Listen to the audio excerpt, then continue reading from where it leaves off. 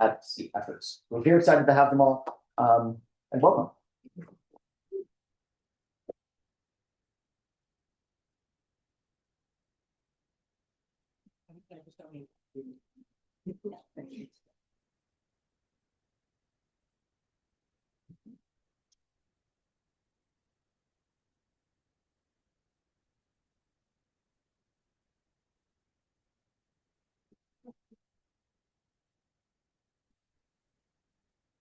Okay, thank you so much, Brian. And let me take this opportunity to thank my co-authors, Olga and Rob, for sharing this enterprise and adventure. And thanks to everyone in the room for braving the elements to be here. So let me start with our agenda for today. I'm going to do a brief intro to the article, talk about countermapping and cumulative impacts, understanding the Southeast side, the public fight against the general iron struggle, and then we'll look at civil rights strategies to address land use and environmental law failure, and then finally where things stand today. Okay. I just came out of a class word.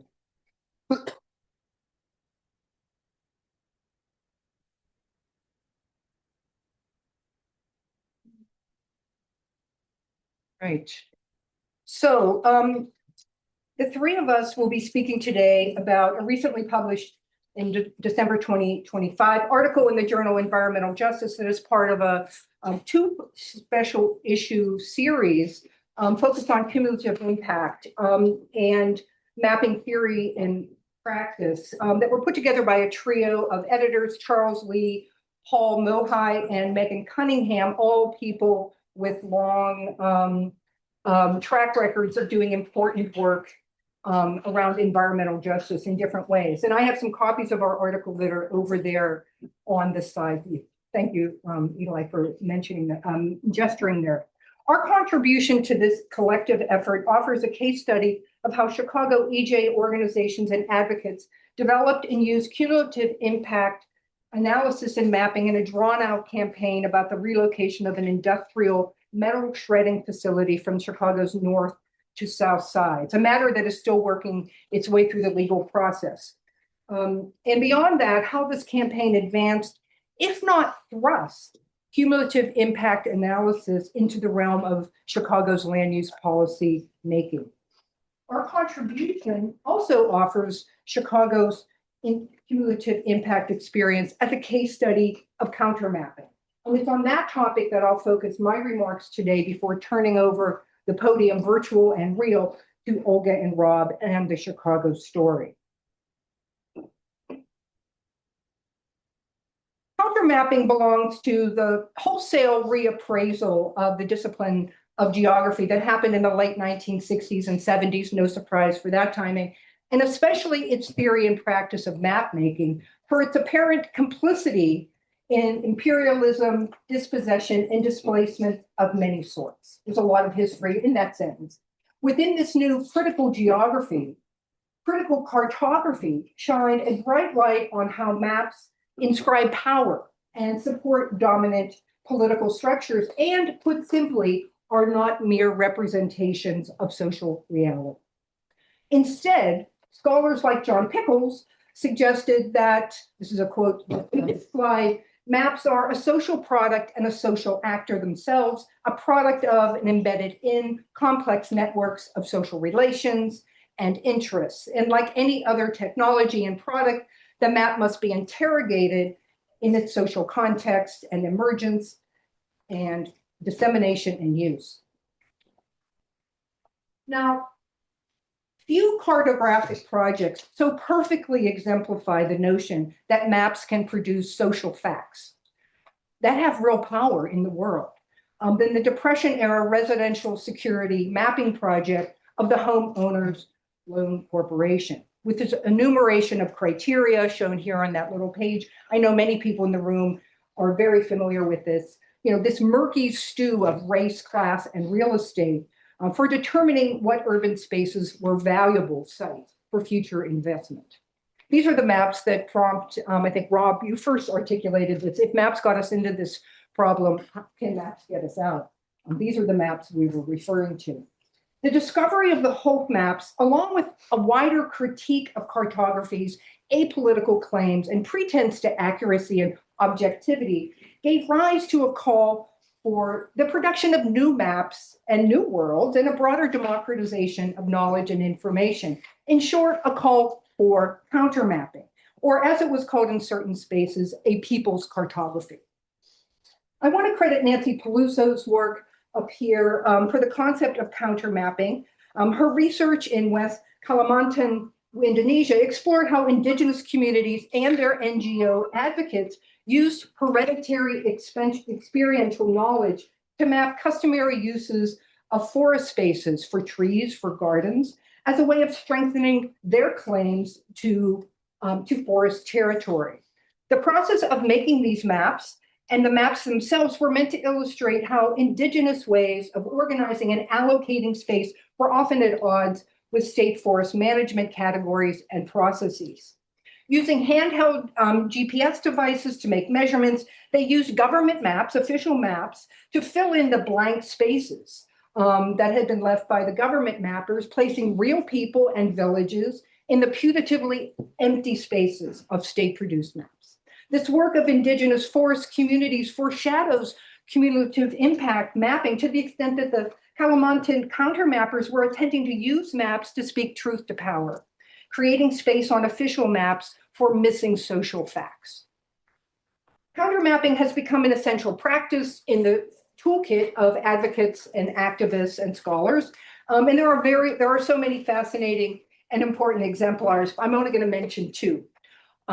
One here is the anti-eviction mapping project that was founded in San Francisco by Aaron McElroy, then a humble graduate student at UC Santa Cruz, to document the social displacements, particularly around housing, that took place in the Web 2.0 tech boom of the 2010s in San Francisco. This map, there were so many to choose from. This is one of my favorites. It's a map plotting the coincidence of evictions in neighborhood spaces with close proximity to tech shuttle bus stops.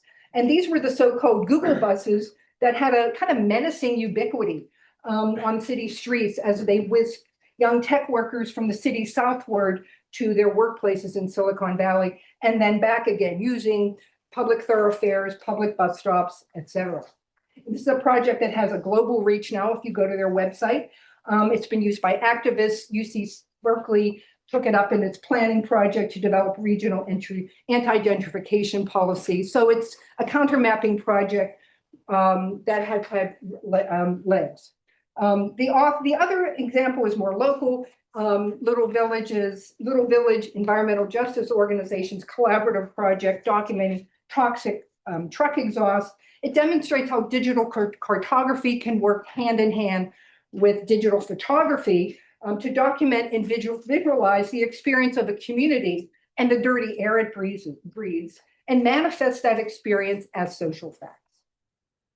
Now, of course, mapping harms and hazards has a storied role within the environmental justice movement. Charles Lee's Toxic Waste and Race was one of the movement's foundational document, the first to examine their widespread spatial distribution. Lee's work underscored systematic associations between race and toxic waste facility siting and laid the foundation for continuing analysis and advocacy around the nexus of race and all manner of harms and hazards.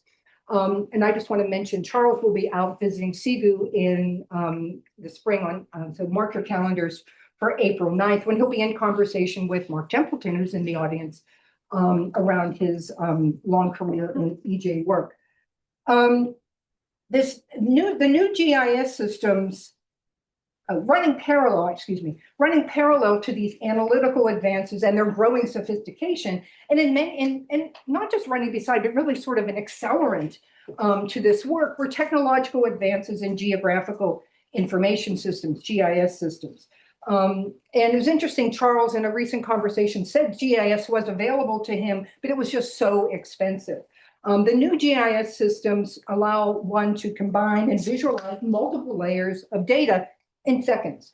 And and have increasingly allowed for the wider analysis of the co-occurrence of everything from industrial hazards, proximity to transportation corridors, health disparities, to the availability of park space and street tree cover, all accompanied by inquiry into the chains of causation, underlying those systematic patterns. And I want to just flag here the key role of public health scholarship in the development of cumulative impact mapping.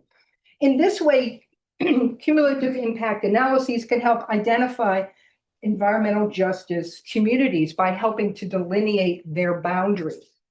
The analysis also supports arguments about that such communities have faced disproportionate impacts by drawing that comparison on the map, on map, creating that visual, those visual representations that are that have a lot of impact. Cumulative impact analysis has also helped suggest strategies for addressing negative outcomes. This happens really through a process of EJ scoring. The parallels with the Hulk maps are kind of flying at one level, that are then taken up into policy to guide things like the distribution of dollars for certain solar projects, for example, in Illinois. California was first out of the gate with a mapping tool oriented around environmental health disparities with the launch in 2013 of the Cal Enviro Screen that identified areas of the state most impacted by pollution, again with the plan to guide state policy. The U.S. EPA, God rest, may they rest in peace, introduced the national mapping and screening tool, EJ Screen, in 2015. And that is sadly unavailable as of 2025. Cumulative impact mapping in Chicago followed a distinctive path, unlike the path that was taken in California, for example, that began with community organizations and their advocates before crossing into the realm of policy, sort of almost accidentally at some level. And now I'm going to turn it over to Olga for an account of those community struggles that have truly been from the ground up process of change. Hi, everybody. Where are we? So, hi, everybody. I'm Rob Weinstock. Olga is with us on Zoom. Olga, I'm up front, and I don't know what you can see. Yeah, I could see you. Oh, right. I'll run the slides as you're ready, but just to transition this a little bit, as Mary Beth talked about, in Chicago, mapping cumulative impacts really began from the community demanding recognition for their lived experience and looking with allies about ways to use and represent that experience in ways that could be used in organizing and influencing policy. And so, Olga, if you want to just get started by talking about the community that this really all came out of on the Southeast side. I'd love to. So first, thank you so much for putting this event together. I really wish I could have been there with you guys. But let's just get started. My name is Olga Bautista. Like Mary and Rob mentioned, I was the executive director at the Southeast Environmental Task Force. And this map that you guys see here is just like a little bit showing like about the industrial corridor. Like the southeast side was one of like the largest outputs of steel in the world. And, a lot of that work was happening right at the entrance of the Calumet River, which is also an industrial corridor. You could pass to the next screen. And I'm moving along on my end too. So folks came from all over the world to work in the steel mills. The steel mills had scouts that would go all over Europe, and anywhere where there was a port and lots of workers, like they were already set up, and to bring workers to the southeast side. And in Christine Wally's book Exit Zero, she talks a little bit about when whenever there was a strike at the steel mill, um, the mill already had like ready workers that were gonna come to break that strike. You know that they were being recruited from all over the world.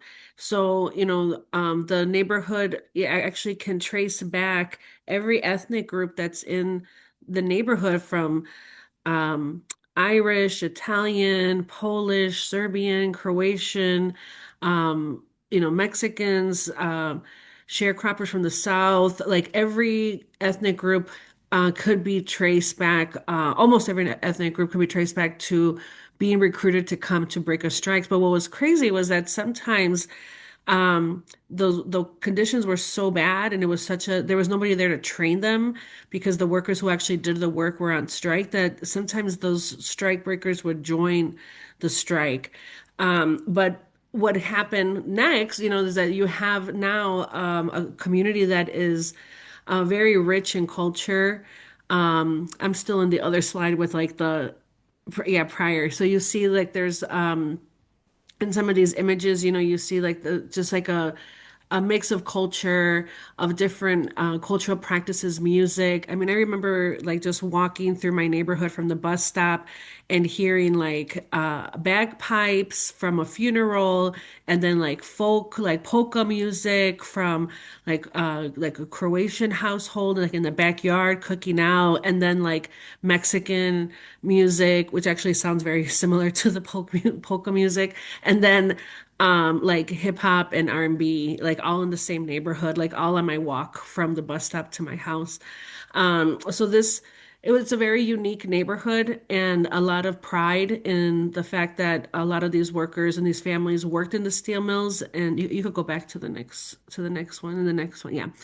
Um, people were able to pay their mortgages. People were able to send their kids to college, working at the steel mill. Basically, my dad would actually go on vacation from one steel mill and then go work those 2 weeks at another steel mill and then have like his paid vacation and work, because it was just work was so abundant. But right around when I was born, um, like in 1980, the steel mills started to close one by one. Um, and it left tens of thousands of people out on strike. And out of work. I'm sorry, not on strike. Left people out of work. Actually, it was almost like overnight. And a lot of those jobs, left, like there was no more work, people would move, and some people stayed. But what the other thing that stayed was the zoning that was in that part of the city, this part of the city, right? So like even though the steel mills left, the area was still zoned to be able to hold some of the most dirty of the dirty type of industry and practices.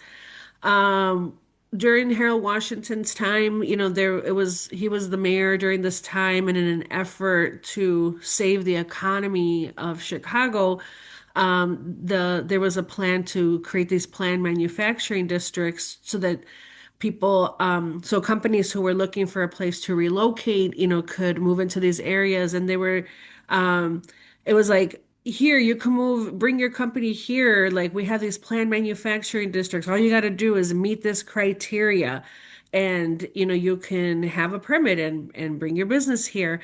And so then it really did like an unintended consequence of trying to save the economy during this time, um, made it that more industry would fill in, but it was industries that didn't have the same kind of workforce. It was a lot smaller. They weren't union. They didn't have the kind of protections that the community members that worked in the steel mills, had grown accustomed to.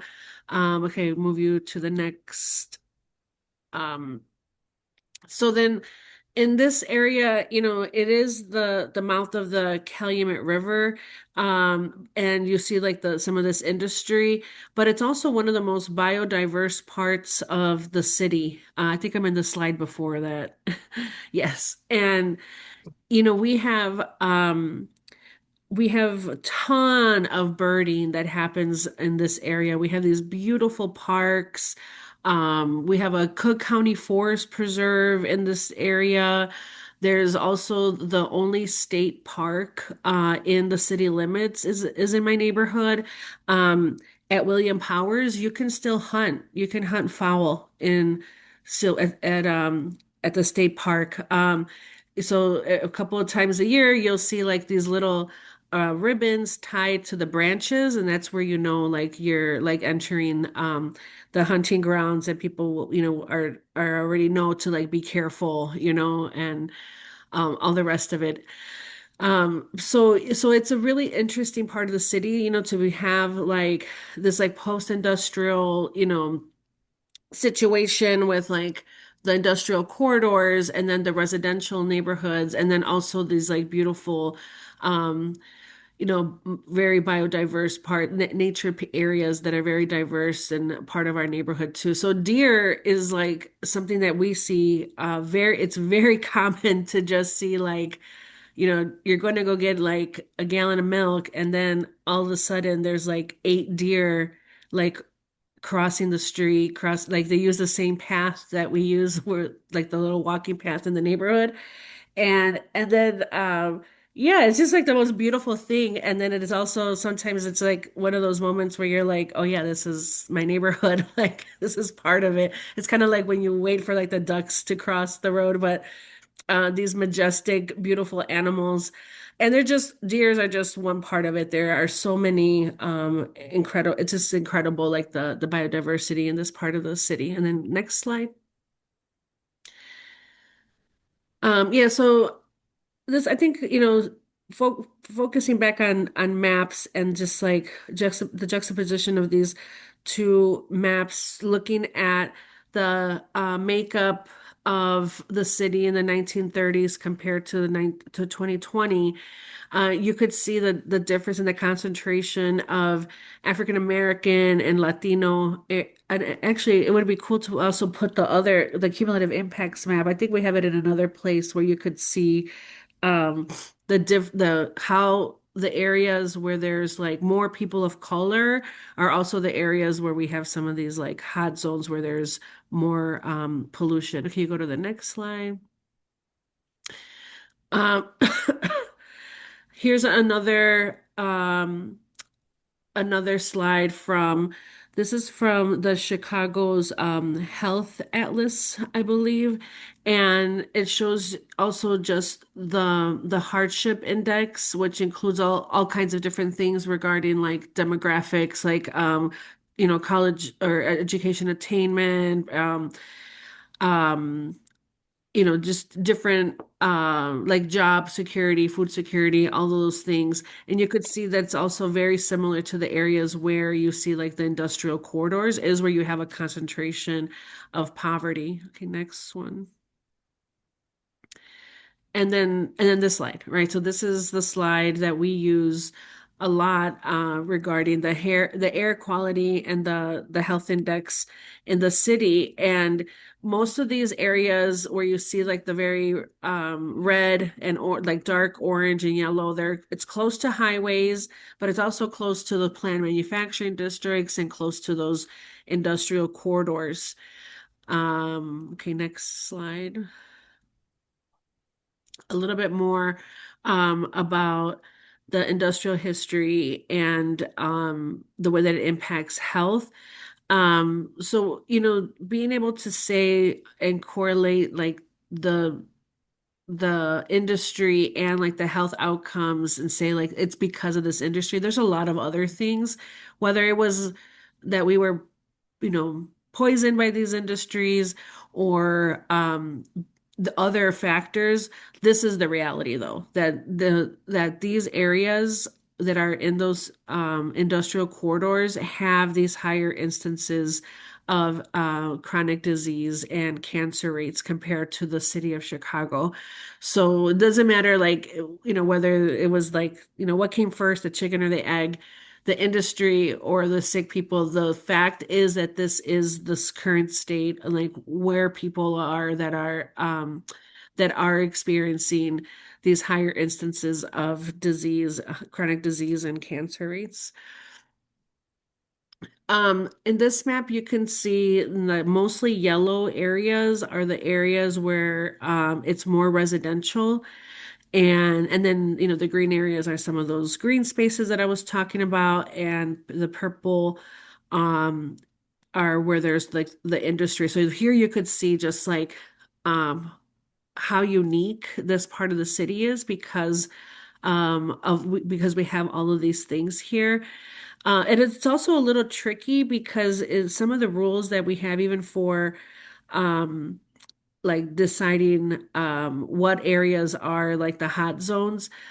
Some of our areas in the southeast side, it appears to be like a cleaner area because there's so much green space.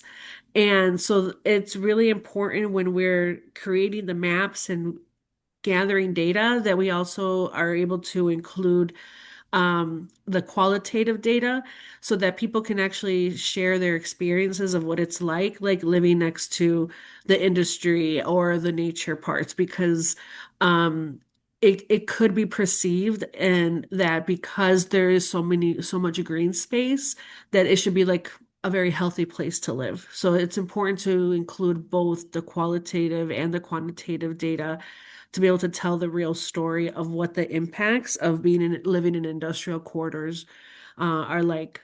Okay, let's pass to the next one. Yeah, so here, this one is from the city of Chicago's zoning code, and it has the industrial corridors, and a lot of those polluting industries are in those same areas. So you could see, like, if you look at all of these maps that we're showing, where it's always where these concentrations of industry are where we have these different impacts to the community. Um, so it's really important because um, when we plan like building new schools or where people want to live, like the kind of life that you want to have for your family, you have to consider also these, like maybe this is where they can afford to live. And then there's these other issues that people have to contend with. So in some areas, it could be like the buffer zones, could be improved so that industry is further back and then not causing harm to the people who live near there. But the fact that so many um, different types of industrial uses can happen in these areas, it makes it very tricky, um, for planners and for, policymakers to also figure out like how are we going to be able to manage um, having these areas where you can actually provide the opportunities for economic, development without causing harm to people. Okie dokie. So here, this is the map that I mentioned earlier that we use a ton. And we worked on this map with the National Resource Defense Council and the folks from the new school. And so in this map, I think what was unique too is that one, we hadn't collected this kind of data before. Like the city didn't have like health outcomes and information about the demographics of the people who live near these industrial corridors. So it was foundational. And then the city ended up creating its own map. And this one is the one that we created. They look almost exactly identical, so I'm trying to like zoom in. Oh, it is. This is the one that we created. So it's really great because after um, we published this map, the city, created its own map, and it was pretty similar to this one.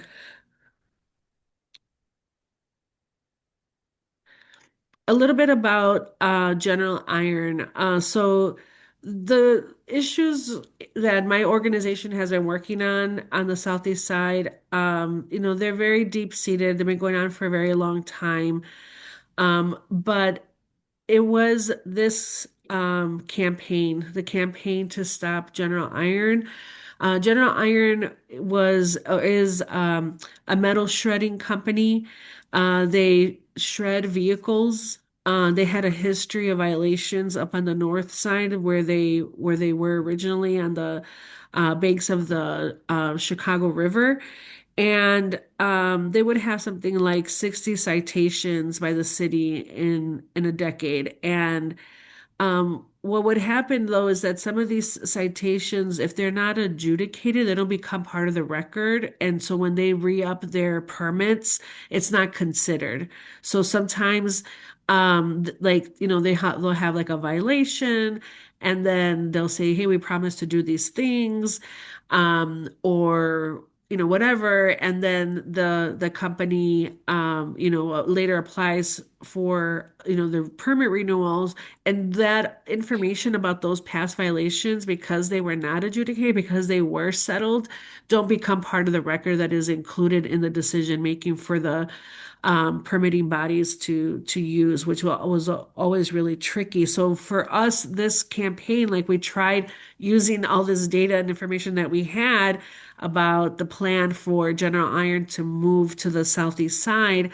But it was very tricky to fight the move.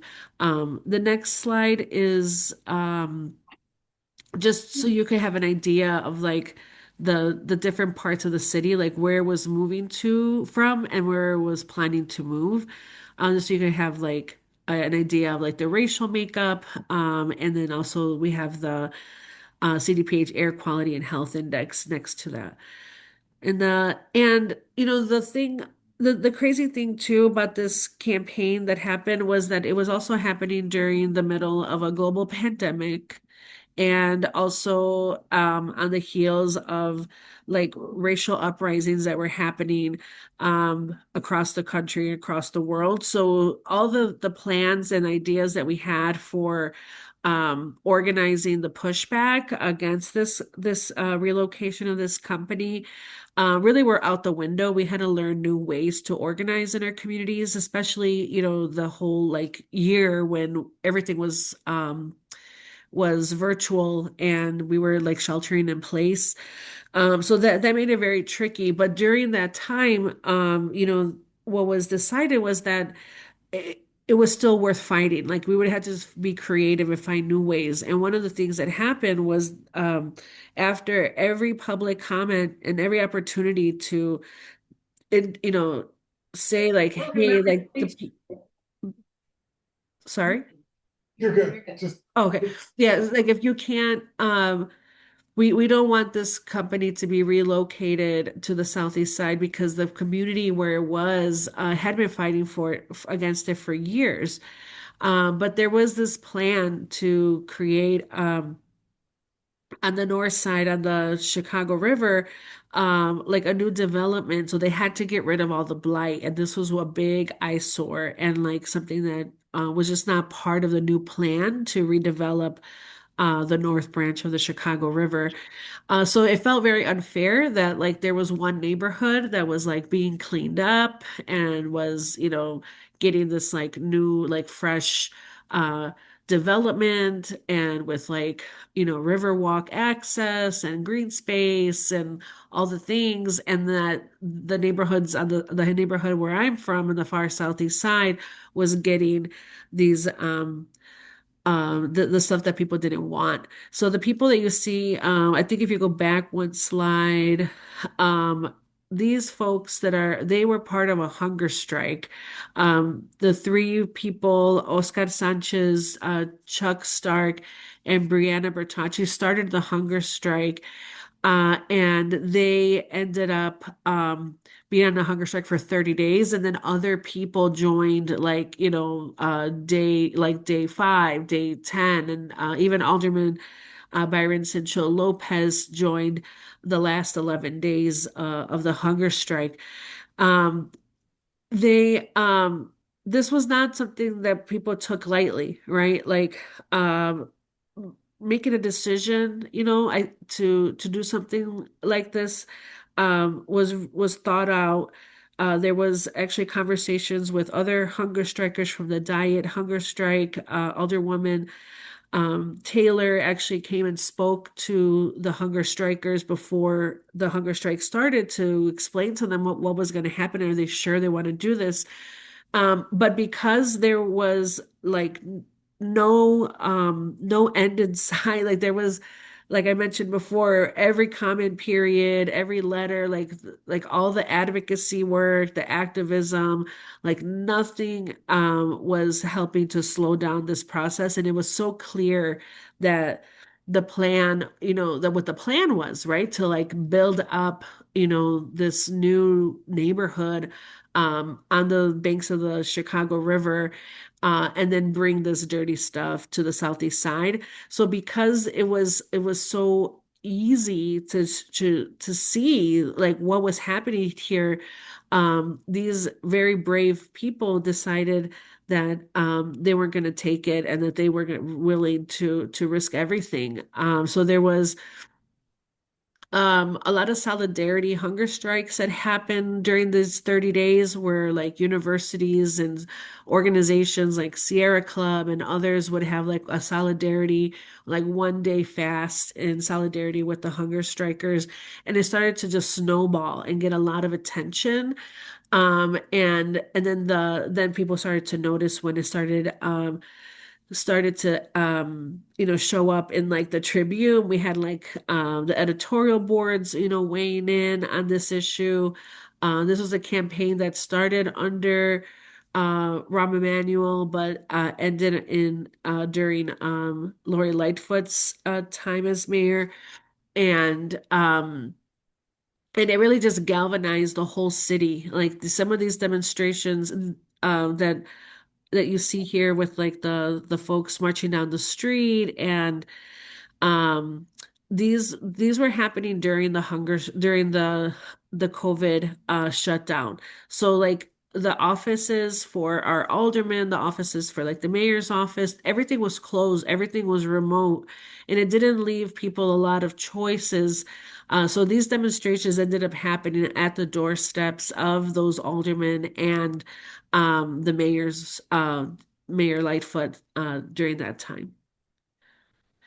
The last page. So, we have two folks at the bottom in the red shirts. Those were teachers who were teaching at Washington High School, and they actually started organizing with us to stop the move because the move was going to go right across the street from the Washington High School location. And they started to organize and the students started to organize, but they actually hadn't even met each other because this year was the classes were all virtual.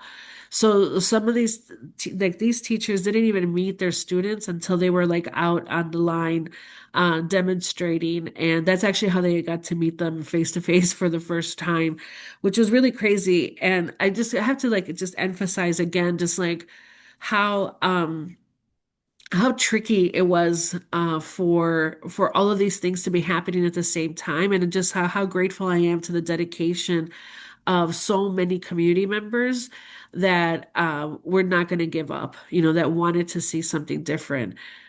Okay, I'll let you go to the next one. And I think actually this is yeah, so there's actually a happy ending to this story, and that's where I'm gonna let Rob um pick it up from here to talk a little bit about what we ended up doing to stop the relocation of General Iron.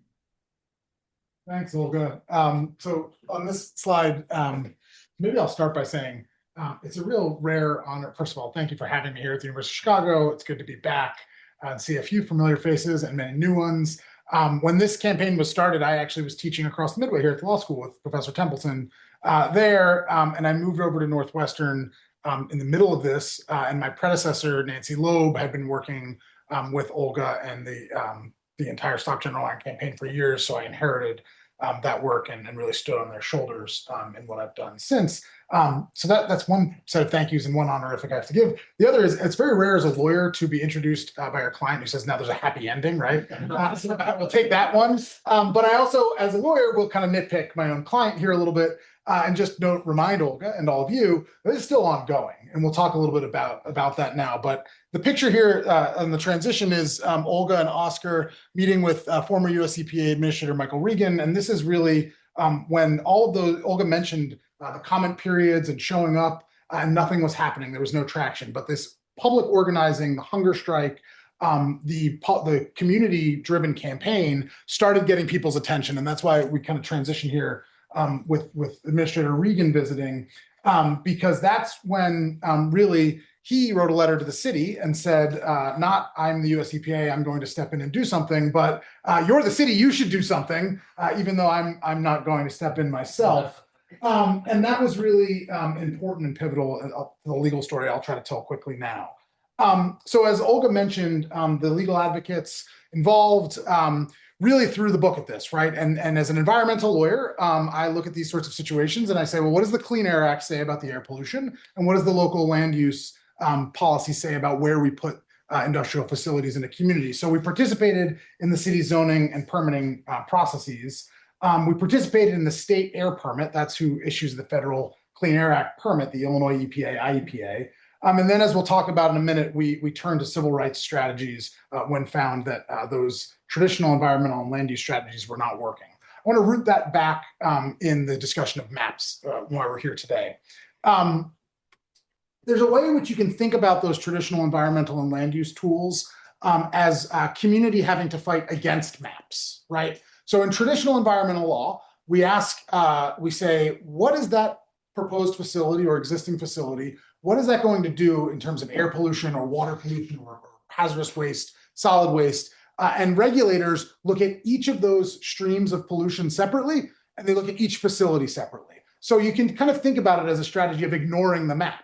They don't actually ask, is this facility located across the street, or will it be located across the street from a high school? Right? They just ask, is it going to use modern metal shredding technology? Right? They're looking within that fence line, they ignore the map.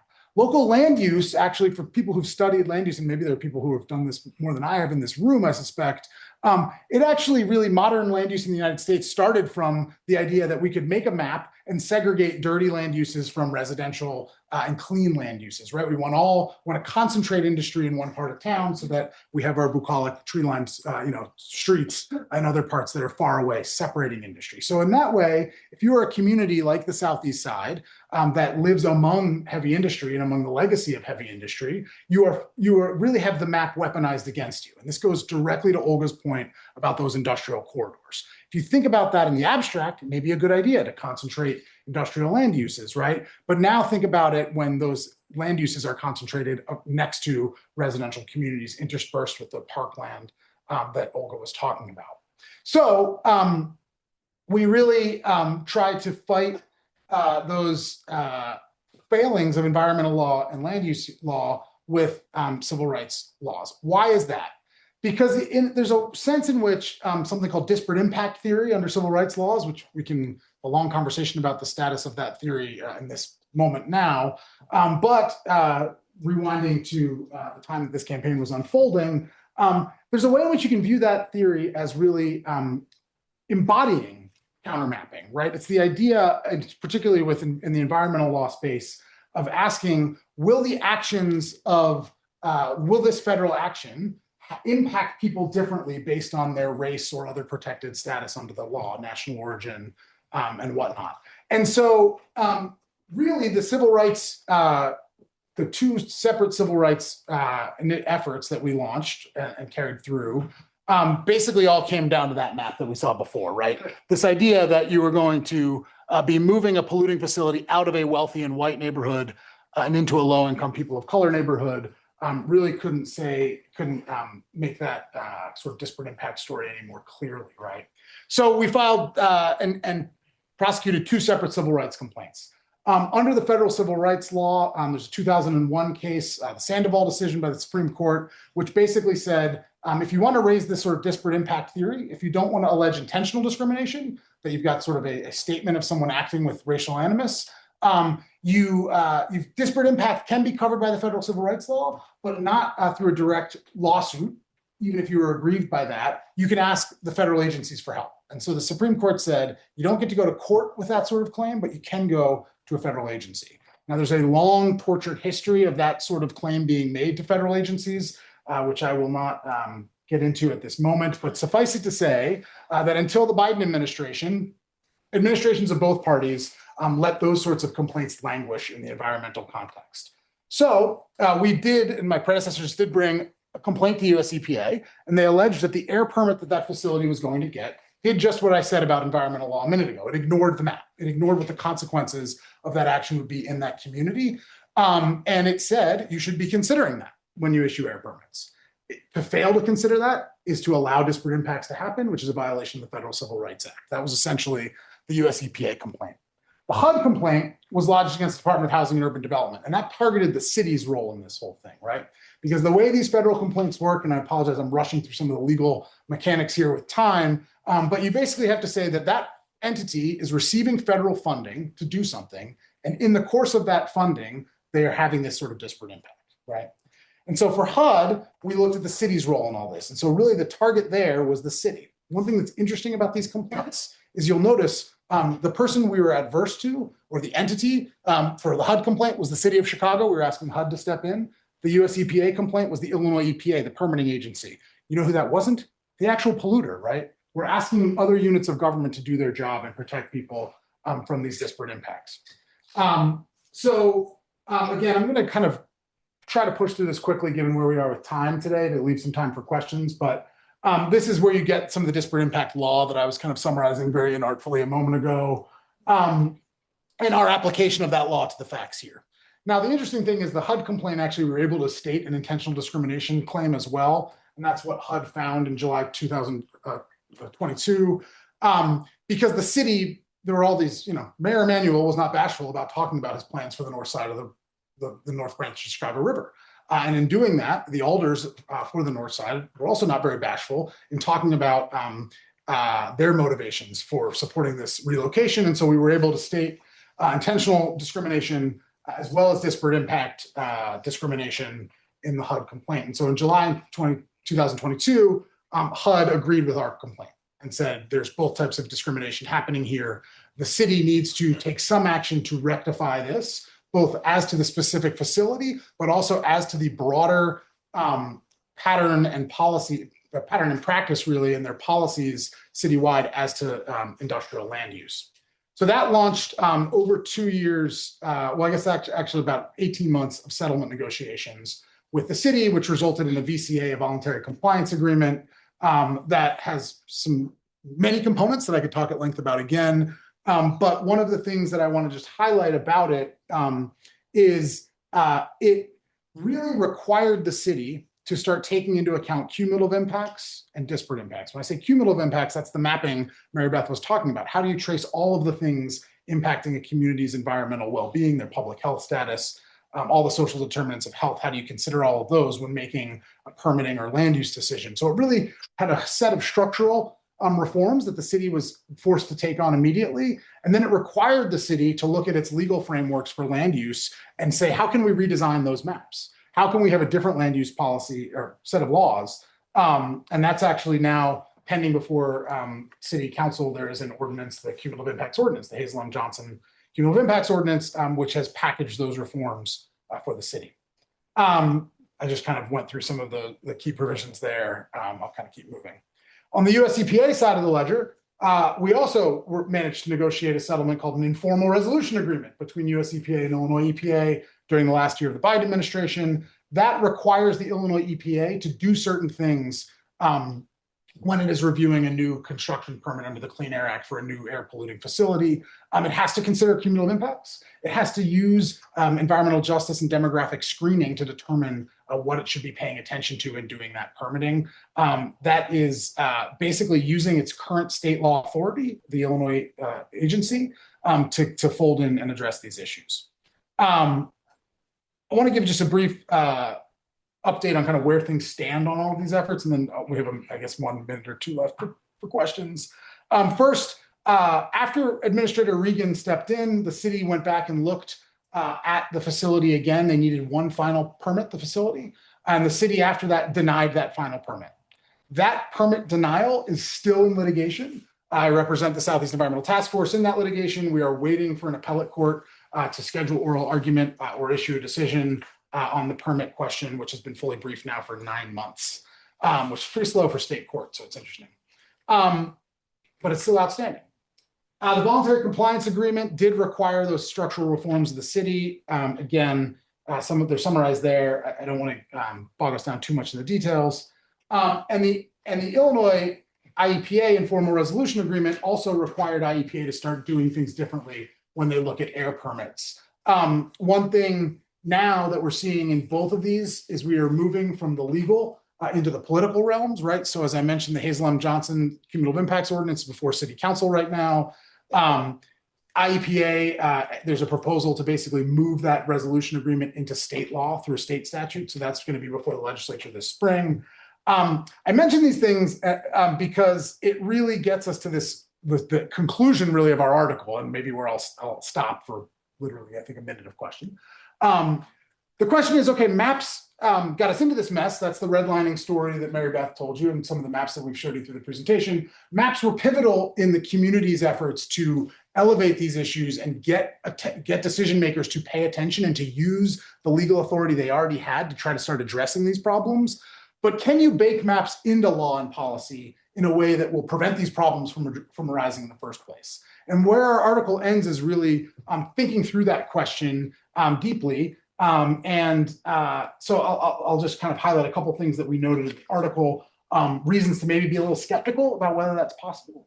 One is just the basic limits of putting things on a map, right? Maps are generally static, they can be interactive, but when you bake it into a law, how do you allow for updates? Also, Olga's point before about the choices you make in cutoffs, right? And well, maybe this won't actually match lived experience, right? So that's one thing. There's difficulty in translating maps into limits. Just because you know that a community is overburdened, that doesn't tell you as a decision maker how much pollution you should allow to be added in that community or not. You've got a whole series of policy decisions there that need to be made. Maps have all these hidden policy judgments. What data do you use, right? How do you get that data? So these are problems. And then the last point on the legal risks and practical obstacles, the current federal environment, I've managed to stay away from that topic for so far, so maybe I should continue to do that, but I will just say this. Some of the core concepts in cumulative impact mapping of actually identifying whether people in different racial or other demographic groups are receiving equal treatment from the government, that is a concept that is obviously under attack by the current federal government. And so as you think about moving maps into policy, now you have to worry about at the state or local level, as we are doing here in Illinois and in Chicago, you have to worry about what the federal government is going to say about that under its rather tortured interpretation of the Equal Protection Clause. Okay, I'm going to end there for now because we have, I think, exactly 60 seconds left for questions.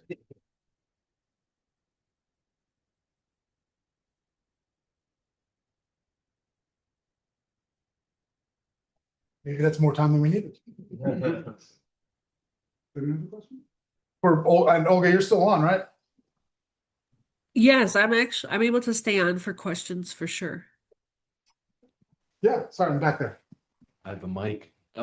So when new projects are being built or getting permitted and going through the process, already the process is extremely lengthy and time consuming and very costly for the private sector to do anything.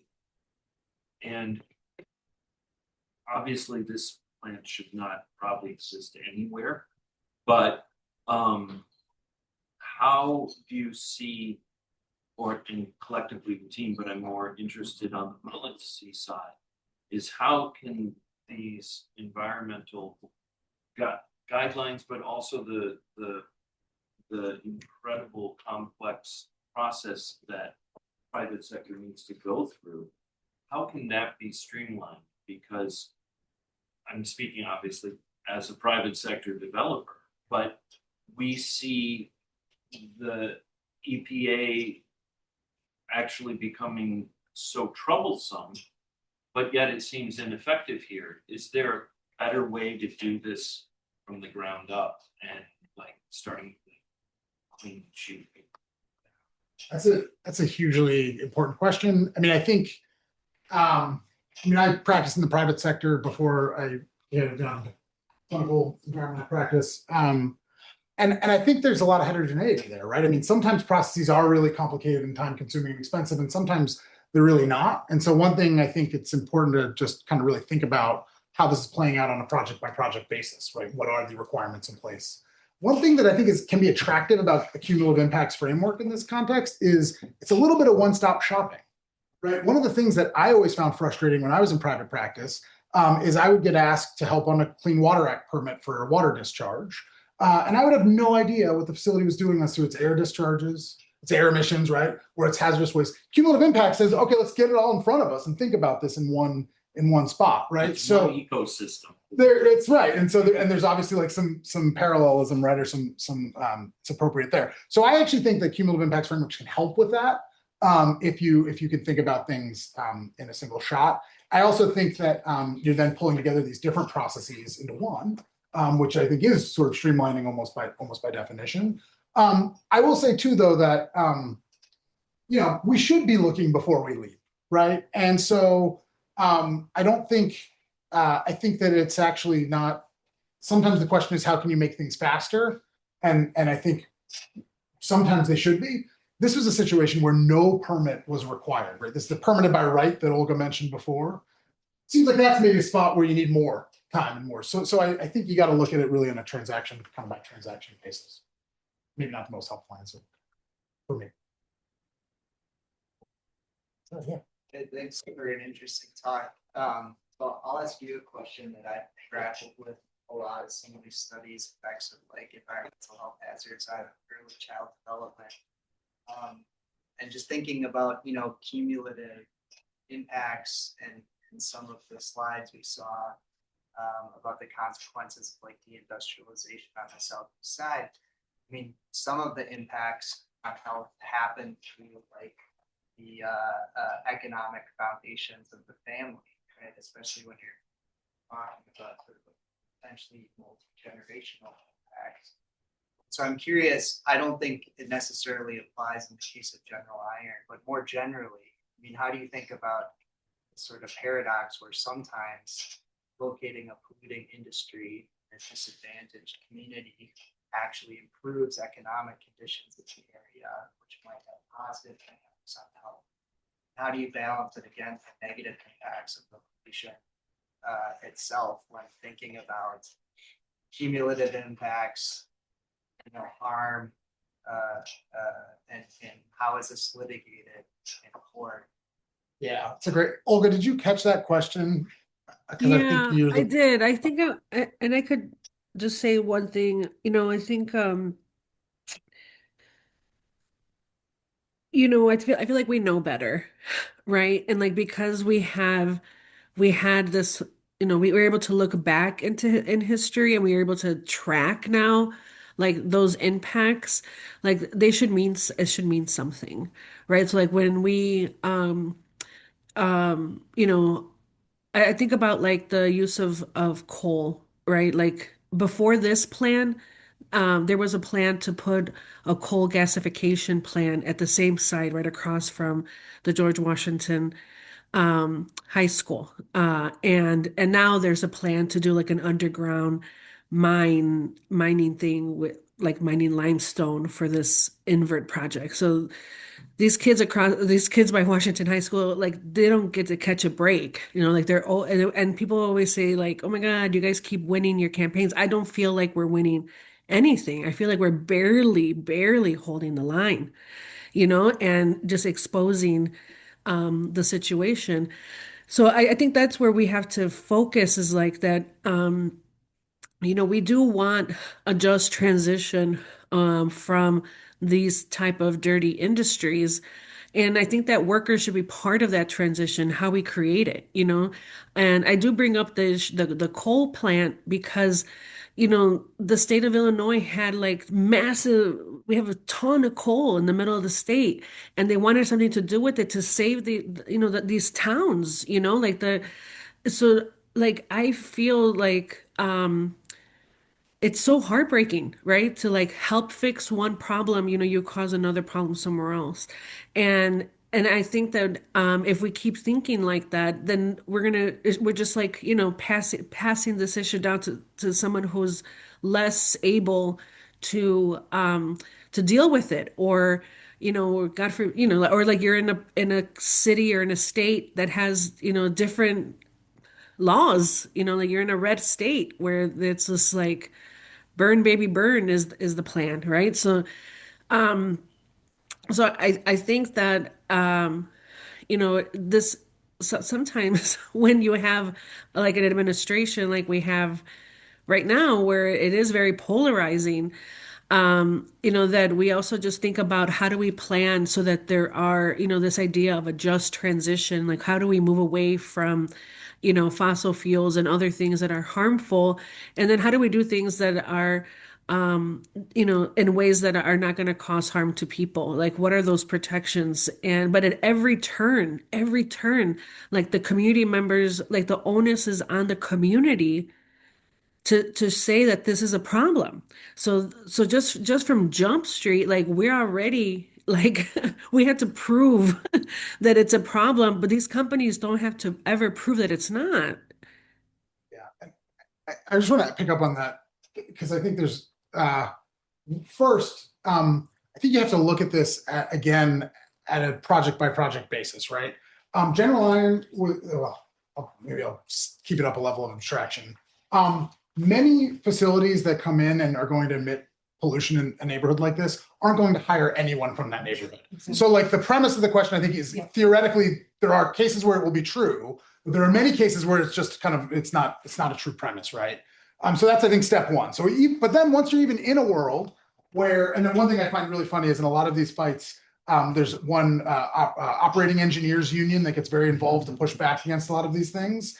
And they won't even claim that there are jobs in the city of Chicago because an overwhelming majority of their members in the association that covers Illinois, Indiana, and Iowa, I note, don't live in Chicago. So they're fighting against the Chicago City Ordinance because there's suburban resident members, are worried about it, right? So that's the first question. Once you're even in, though, this universe of like, okay, maybe there are local jobs, maybe there is this local economic impact, I think it's important to remember these are processes designed to review a new development. The development would not even be entering this ecosystem, this system, if the economic advantage weren't already identified and spoken for, right? The people who believe there is economic advantage are the applicants for these proposals. And so they are very well represented in the process, and that's fine. People should be trying to start businesses or expand businesses. That's great. The problem is that in the way our policymakers view these proposals, the cumulative impacts were not part of the process at all. And so you had a one-sided process that said, we've got someone here who wants to build. They're saying there's going to be jobs, and that's good. We have that here. That's what's being brought to the policymaker. And to Olga's point, it has historically been the burden on the community to bring anything else other than the economic argument into the decision-making process. And so that's one thing that I think this is really an effort, is to balance, to make sure that policymakers, when they're viewing a proposal, see the whole story. And they may decide, many times they will decide, there's huge benefit. But you've got to see that, and you've got to view that from the community's perspective. What is the sort of benefit proposition in that way? Okay, we have an online. Yeah, oh, great. If there's one. Sorry. Answer that. So it's from Felina Bunn. Is asking, can or is any of this information being used to stop the building of the quantum facility? I did respond in the chat. I think I might have done it wrong. I think I only did it to the one person who I didn't go to everyone. But sadly no, because the maps and the rules that we have been using to deal with air quality and air pollution, and we are involved in the campaign on the quantum campaign, but we are really looking at the impacts to water, like what are the rules around impacts to the water, and we know that these facilities use a ton of water, probably from Lake Michigan, that it will be used to like cool the machine. We're also like concerned about like the energy uses. It's like a ton of energy, and like we know that if like if the temperature, is not controlled, then it could like mess up this whole their whole operation. So if we have like extreme heat or like a overburdened, energy grid, our concern is like who are they going to decide to keep open? Which are they going to cut ours and put our families at risk if it came to that? So there's a lot of questions and concerns that we have with the quantum facility. But yeah, these rules that we've been talking about, that we've been, sharing in the data and the maps, are really focused on air quality. We have actually run a little over time, but thank you so much for our speakers for staying.